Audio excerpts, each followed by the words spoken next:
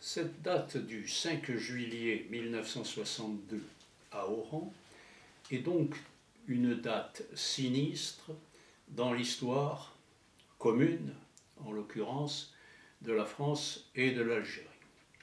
Et voici pourquoi.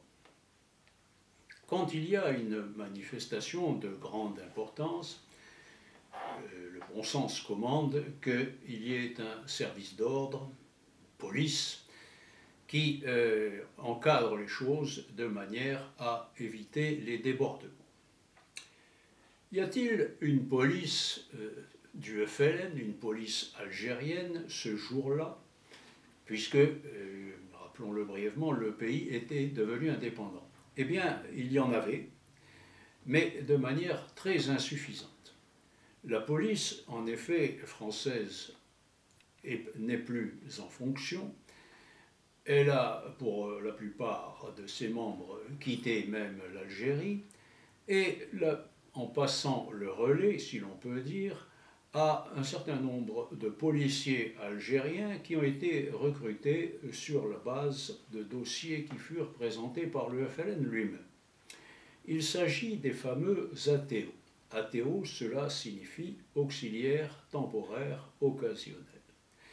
Or, ces hommes qui sont censés être des policiers et maintenir l'ordre vont être parmi, au contraire, ceux qui vont se livrer aux pires exactions.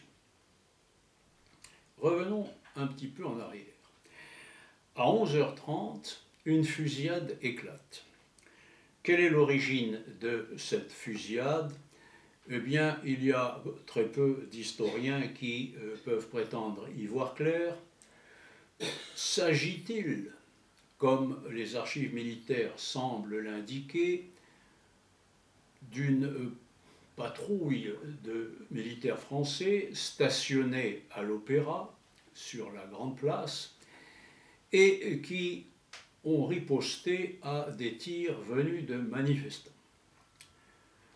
S'agit-il, comme le général Katz, par exemple, l'a prétendu, de commandos OAS qui seraient restés dans Oran et probablement, dans son esprit en tout cas, dans le but d'y organiser des troubles? Ceci semble peu probable car la plupart des commandos, des membres des commandos de l'OAS avaient quitté à ce moment-là l'Oranie et vers les uns l'Espagne, d'autres, c'était peut-être plus compliqué pour eux, mais pour la France. Donc un mystère plane et planera sans doute encore longtemps sur l'origine de cette fusillade. Toujours est-il que lorsque les coups de feu retentissent, les manifestants musulmans qui sont dans la rue, soit qu'on le leur suggère, soit qu'ils aient cette idée implantée déjà dans l'esprit, pensent qu'il s'agit d'Européens qui sont opposés à l'indépendance. Et le résultat est qu'une chasse à l'Européen va commencer immédiatement et des massacres vont commencer. Comme je l'ai dit, la police algérienne, qui est d'ailleurs peu nombreuse, très certainement mal formée, se fait remarquer plutôt par son animosité à l'égard des Européens. N'oublions pas en effet qu'elle a été recrutée sur la base de demandes, de requêtes du FLN lui-même. Il se trouve également que de nombreux témoins permettent de l'affirmer.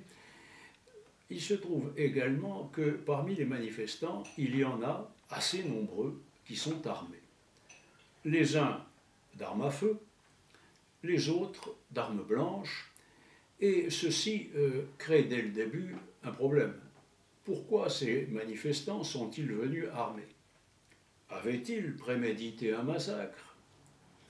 Malheureusement, ce n'est pas à écarter, car depuis plusieurs jours, la radio du FLN, les émissions du FLN dans les quartiers musulmans poussaient à une certaine excitation, exaltant l'indépendance, exaltant la victoire sur les fascistes, des choses de ce genre, si bien que la chaleur aidant, le climat méditerranéen aidant, une certaine excitation règne dans cette foule.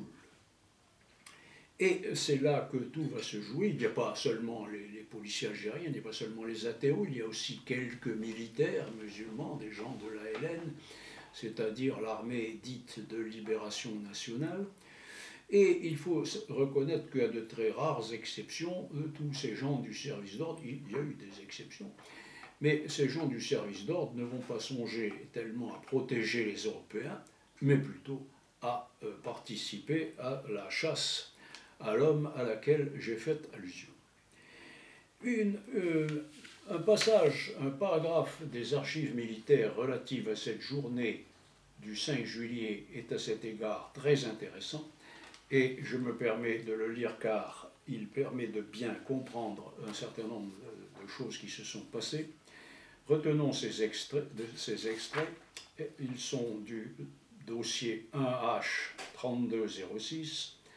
De très nombreux civils sont armés. C'est un lieutenant qui est dans un commandant, chef d'escadron, Favreau, commandant la 452e GA, qui précise: les ATO et la LN, chaque groupe travaillant pour son compte, sont incapables de les empêcher d'arrêter les Européens. De les empêcher, c'est-à-dire d'empêcher les manifestants d'arrêter les Européens, de piller leurs biens et souvent de les lyncher. Les ATO sont plus dangereux qu'utiles. Et il ajoute: ils semblent en grande partie responsables de l'aggravation des incidents qui ont eu lieu